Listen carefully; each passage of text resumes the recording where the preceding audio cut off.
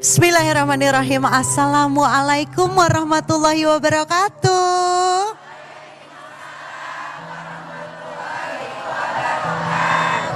Bunda, senang banget. Alhamdulillah kita ketemu lagi di mana? Kajian hati. Tenangkan hatimu. Selamat datang, kita ketemu lagi dalam keadaan yang sehat. Alhamdulillah di Masjid Agung Bogor. Dan hari ini seperti biasa kita mau menyerap ilmu lagi dari Ustadz kita, Ahilman Fauzi. Assalamualaikum Aa. Waalaikumsalam warahmatullahi wabarakatuh Teh. Baik, hari ini kita punya tema yang Masya Allah bagus sekali. Agak berat nih Aa ya temanya. Temanya adalah wahai jiwa yang tenang, bersiaplah kembali untuk pulang. Ini agak-agak deg-degsar karena pasti kita akan membahas agak sedikit nyenggol-nyenggol masalah kematian ya A. Mau gak mau, suka gak suka kita akan menghadapi kematian karena kematian itu pasti. Mangga silakan AA. Bismillahirrahmanirrahim. Assalamualaikum warahmatullahi wabarakatuh.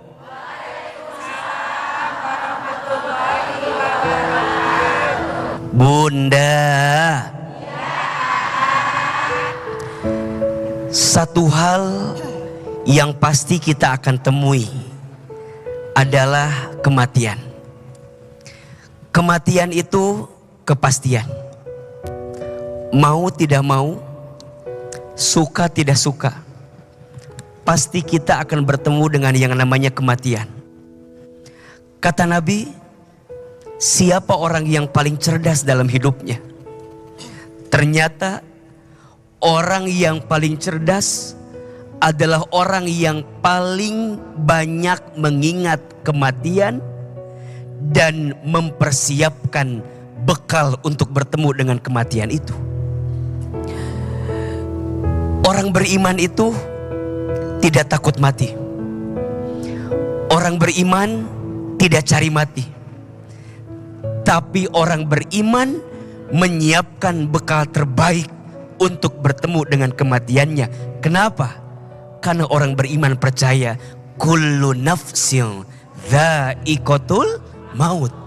Setiap yang bernafas, setiap yang berjiwa pasti akan bertemu dengan yang namanya kematian. Sebelum kita bertemu dengan kematian itu, ada satu peristiwa yang akan kita temui. Namanya adalah sakaratul maut. Aa, bagaimana keadaan sakaratul maut itu? Masya Allah. Sakaratul maut itu adalah kondisi yang sangat dahsyat, menakutkan, mengerikan. Bahkan disebutkan sakitnya sakaratul maut itu melebihi sakit apapun yang pernah datang dalam kehidupan kita. Kalla idza balagatit taraqi. Jangan apabila seseorang nyawanya sudah sampai kerongkongan. Wakila man raq. Siapa yang bisa menolongnya? Siapa yang bisa menyembuhkannya? Tidak ada yang bisa menyembuhkan, menolongnya kecuali siapa? Allah. Nabi mengabarkan kepada kita, seseorang akan diwafatkan dalam hidupnya sesuai dengan kebiasaannya saat hidup di dunia. Ada orang yang sakaratul mautnya berat, ada. Bahkan mohon maaf, kalau sedikit kita melihat bagaimana keadaan sakaratul mautnya Nabi SAW, manusia yang paling sempurna, manusia yang paling baik. Pertanyaannya, apakah Nabi merasakan sakit ketika sakaratul maut? Sakit. Itu manusia yang paling soleh, itu manusia yang paling baik. Ketika datang sakaratul maut, beliau merasakan sakit, sakit, sakit. Apa yang terucap di lisannya? Ya Allah, cukup aku yang merasakan sakit ini. Sesoleh baginda Nabi, sebaik baginda Nabi, masih merasakan sakit ketika sakaratul maut. Bagaimana kita? Tapi dalam doanya Nabi mengatakan, cukuplah sakit ini di aku, jangan umatku. Maka ketika detik-detik itu datang, Nabi SAW mewasiatkan 3 hal. Yang 3 wasiat ini harus benar-benar kita pegang. Datang Ali bin Abi Thalib menghampiri Nabi, mantu Nabi. Apa wasiat Nabi yang pertama? As-salat, as-salat, as-salat. Salat, salat, salat. Jaga salat. Datang putri Nabi yang dicintai, Fatimah Zahra binti Muhammad sallallahu alaihi wasallam. Apa yang diwasiatkan? An-nisa, an-nisa, an-nisa, ittaqun nisa. Wanita, wanita, wanita, jaga wanita. Berkumpul semua sahabat. Apa yang Nabi wasiatkan? Ummati, ummati, ummati, umatku, umatku, umatku. Menjelang Nabi wafat, yang Nabi wasiatkan bukan tentang urusan dunia, tapi semua tentang urusan akhirat. Maka bunda sayang, pemirsa Trans TV, mati itu pasti. Berbuat baik, jangan nunggu nanti-nanti, nanti keburu mati. Berbuat baik, jangan nunggu kapan-kapan, nanti keburu dikafani. Mulailah kebaikan kita dari sekarang, agar kemudian saat kematian datang, insya Allah kita semua wafat dalam keadaan husnul khatimah. Allahumma inna nas'aluka min husnil khatimah wa na'udzubika min su'il khatimah. Amin ya rabbal alamin. Kajian hati, tenangkan hatimu. Kita punya bintang tamu AA. Ini adalah teman lamaku, Ira Rizwana. Assalamualaikum warahmatullahi wabarakatuh. Waalaikumsalam warahmatullahi wabarakatuh. Oke, silakan Ira mau bertanya apa boleh kepada berdiri. Ahilman. Aa punten, nama saya Ira Rizwana. Saya tuh gini saya punya cerita. Saya itu tahun 2014 itu kan belajar make up Belajar make up, saya ngerias. Nah suatu ketika teman saya, ibunya meninggal Ibunya meninggal terus minta tolong diriasin sama saya. Beda agama sama kita. Terus saya make upin tuh Setelah make upin ibunya teman saya, banyak dari teman-teman gereja ibunya itu minta tolong sama saya. Gitu. Terus udah gitu, ya kalau saya kan tidak maksudnya hanya menolong ya gitu. Tapi ada suatu keanehan. Setelah itu saya suka sekali ngeliat orang meninggal. Serius Jadi di situ begitu kita ngeliat jenazah atau mayat itu kayak gini kayak ya Allah itu pengingat buat saya juga ya Terus kayak oh ini meninggalnya memang orang baik, anaknya menangis. Terus udah gitu seorang suami yang kehilangan istrinya gitu. Terus di situ saya belajar mulai belajar masalah kematian. Ternyata kematian itu adalah awal kita ya. Di situ saya benar-benar maksudnya gini dari situ saya banyak belajar tentang kematian. Dari situ saya banyak belajar tentang hidup setelah meninggal. Saya akhirnya takut takut saya tuh ini kan bukan cara kita ya gitu kan, bukan cara kita tidak diperlakukan seperti itu. Nah kalau menurut apa yang saya lakukan itu salahkah? Apakah tapi saya belajar juga bagaimana cara memandikan jenazah muslim, saya paham saya belajar semua. Jadi masalah saya itu karena saya takut itu nah saya berharap dapat jawaban dari karena saya pun melakukan itu semua tidak untuk uang saya memang ya kalau dikasih saya alhamdulillah, kalau enggak saya juga enggak apa-apa. Dan saya hanya membantu sesama tanpa melihat dia apa kalau menurut saya. Karena kematian itu kadangkala adalah sesuatu hal yang indah untuk mereka yang siap ya. Jadi menurut Ira, Ira salah nggak? Karena Ira senang gitu melakukan itu gitu loh. Senangnya karena bisa membantu orang-orang, misalnya proses untuk pergi ke sananya dalam keadaan bagus dan indah gitu loh. Terima kasih Assalamualaikum. Waalaikumsalam warahmatullahi wabarakatuh. Memang mengagetkan ya A, karena Ira Rizwana tiba-tiba dari dunia sinetron A, dari acting, dunia entertainment, tahu-tahu jadi perias jenazah. Itu aku aja sebagai teman shock. Jadi gini dulu kan aku okem banget ya Banget, tomboy, okem tuh preman ya bu ibu ya. Pokoknya okem lah Terus udah gitu sejak ini kemarin suami Ira kan kecelakaan. Jadi memang harus di ICU selama berapa minggu. Jadi Ira ngeliat proses orang-orang yang di dalam ICU tuh ketika sakaratul maut, ketika ini itu benar-benar apa ya? Aku tuh takut sumpah, maksudnya gini, nggak takut meninggalnya, cuman takut jangan sampai aku meninggal tuh sakit gitu loh Makanya Ira tuh mau bertanya sama dosa nggak sih Ira sebenarnya gitu loh. Takut juga sih gitu. Baik Bunda. Beliau perias MUA. Biasanya kan yang mau di make up tuh yang mau nikah, yang mau hajatan. Ternyata ada, memang mohon izin ya, mungkin memang ada di keyakinan yang lain atau kepercayaan yang lain yang ketika meninggal tuh dalam keadaan harus dirias. Pada bab itu kita hargai, pada bab itu kita hormati, karena mungkin itu sesuai dengan kepercayaan dan keyakinan yang beliau pahami. Tapi kalau bicara secara Islam, di dalam Islam kalau ada orang yang meninggal, maka ada 4 kewajiban yang harus kita penuhi.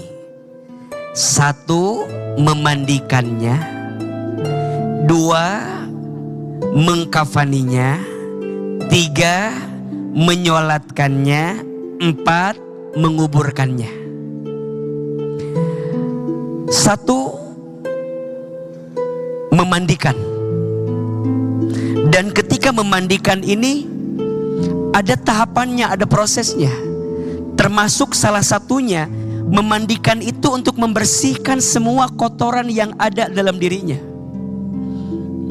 Maka beruntunglah di antara kita yang mungkin pernah mendapatkan satu fase memandikan seseorang yang wafat. Karena kita bisa melihat seperti apa keadaan akhir dari orang yang dimandikan jenazahnya menjelang wafatnya itu. Yang kedua, mengkafani. Ini hikmah. Kain kafan itu warnanya putih, tidak ada sakunya, tidak berjahit. Ini menunjukkan bahwa kita akan kembali kepada Allah dengan tidak membawa apa-apa. Hanya amal yang akan kita bawa. Kata Nabi SAW, apabila manusia meninggal, yang akan ikut bersamanya 3 hal. 2, balik lagi. 1, ikut bersamanya. Keluarganya, hartanya, balik lagi. Amalnya ikut ke dalam. Warna putih dari kain kafan kita menunjukkan tentang bening dan bersihnya kita saat kembali kepada Allah. Yang ketiga, menyolatkannya. Menyolatkan jenazah itu hukumnya fardu kifayah. Kewajiban yang kemudian kita harus lakukan, yang akan berakhir kewajiban itu jika sudah ada yang melaksanakannya. Tapi kalau kita ada kesempatan untuk menyolatkan jenazah, ikut. Kenapa? Karena pahalanya luar biasa. Bahkan disebutkan pahalanya seperti kita mendapatkan 1 gunung Uhud yang begitu besar. Ketika kita menyolatkan jenazah, apalagi izin ya Bunda, pemirsa Trans TV, mungkin kalau kita sholat di Masjidil Haram, sholat di Masjid Nabawi, biasanya setelah sholat yang wajib, biasanya langsung berdiri lagi, itu untuk menyolatkan jenazah. Maka izin yang sedang berumroh, yang sedang berhaji, yang sedang di tanah suci, yang sedang berada di Masjidil Haram, Masjid Nabawi, kalau bisa bangkit ikut sholat jenazah, karena pahalanya mendapatkan pahala seperti gunung Uhud yang begitu besar. Dan yang ketiga, menguburkannya. Jadi mohon maaf Teh Ira, kalau merujuk kepada keterangan tadi memang tidak ada syariatnya dalam agama kita. Akan tetapi kalau kita mengambil hikmah tentu luar biasa. Teh Ira dengan pekerjaan yang diambilnya bisa mengingatkan beliau tentang kematian. Dan mengingat kematian itu sesuatu yang sangat luar biasa. Dan kalau bicara tentang kematian, semua pasti akan melewatinya. Tinggal sekarang pertanyaannya, apakah kita berani untuk meninggalkannya atau tidak? Karena kalau berdasarkan dengan agama kita tentu tidak sesuai. Tapi jika kemudian mungkin Teh Ira melihat bahwa ini kan kebaikan, ada saudara kita yang mungkin membutuhkan. Kalau kita merujuk pada satu ayat misalnya, wa ta'awanu 'alal birri wat taqwa wa la ta'awanu 'alal itsmi wal udwan. Salinglah tolong menolong dalam kebaikan dan ketakwaan, dan jangan saling tolong menolong dalam dosa dan keburukan. Jika merujuk kepada keterangan tersebut, sebaiknya jika ada pilihan lain mungkin bisa ditinggalkan. Apalagi mungkin juga suami juga kurang ridho, mungkin. Apalagi juga mungkin orang terdekat juga kurang sepakat. Mudah-mudahan ada pilihan lain. Ada banyak cara untuk mengingat kematian. Betul? Ada banyak pilihan untuk kita bisa mendekatkan diri kita dengan Allah dalam ingat kematian itu. Dan insya Allah pilihan yang kita ambil akan jadi pilihan yang terbaik jika sesuai dengan aturan Allah Subhanahu wa Ta'ala. Gimana ya caranya agar sakaratul maut kita ringan? Ada beberapa amalan-amalan yang bisa kita hadirkan agar sakaratul maut kita ringan. Yang pertama, perbanyak sedekah. Ternyata sedekah itu meringankan sakaratul maut. Sedekah itu melapangkan alam kubur. Bahkan banyak orang yang sudah mati ingin dihidupkan kembali. Apa permintaannya? Fa'asaddaqa wa akun minas solihin. Ya Allah, hidupkan aku walaupun sebentar saja. Niscaya aku akan jadi orang yang ahli sedekah dan jadi orang yang soleh. Yang kedua, jangan pernah lupa baca Al-Quran. Ternyata orang yang lisannya dihiasi dengan bacaan Quran akan menjadikan sakaratul mautnya ringan. Maka ada beberapa surat yang bisa jadi amalan untuk kita baca setiap hari. 7 surat yang kalau bisa jangan ditinggal dalam setiap hari. Tolong perhatikan keutamaannya. Surat Ar-Rahman dibaca setiap hari agar kita disayang sama Allah dan disayang sama makhluknya Allah. Surat Al-Waqi'ah agar dimudahkan, dilancarkan rezekinya. Surat Al-Mulk agar dijauhkan dari siksa kuburnya. Surat Ad-Duha Al-Insyirah agar ditunjukkan jalan keluar dari setiap kesulitannya. Surat Al-Jin agar dijauhkan dari godaan jin. Surat Al-Baqarah 255 ayat kursi agar dijauhkan dari keburukan. Al-Baqarah 2 ayat terakhir agar doa lebih cepat dikabulkan. Dan surat Al-Ikhlas, Al-Falaq, An-Nas agar dijauhkan dari segala penyakit. Masya Allah. Di antara 7 surat itu, salah satunya ada surat yang bisa meringankan sakaratul maut, bahkan melapangkan kubur. Surat Al-Mulk dibaca setiap malam sebelum tidur. Dan yang ketiga, amalannya adalah rajin menolong orang lain. Ternyata orang yang sering menolong orang lain itu akan diringankan sakaratul mautnya. Semakin sering kita menolong orang, semakin sering kita membantu orang, insya Allah akan ringan sakaratul mautnya. Bahkan kita bisa menemukan ya, ada orang yang wafat dalam keadaan kayak mau bilang dulu, Wudhu dulu. Ada yang begitu? Wudhu dulu, bilang dulu mau tidur, tiba-tiba tidur sampai kemudian wafatnya. Ada yang ringan luar biasa.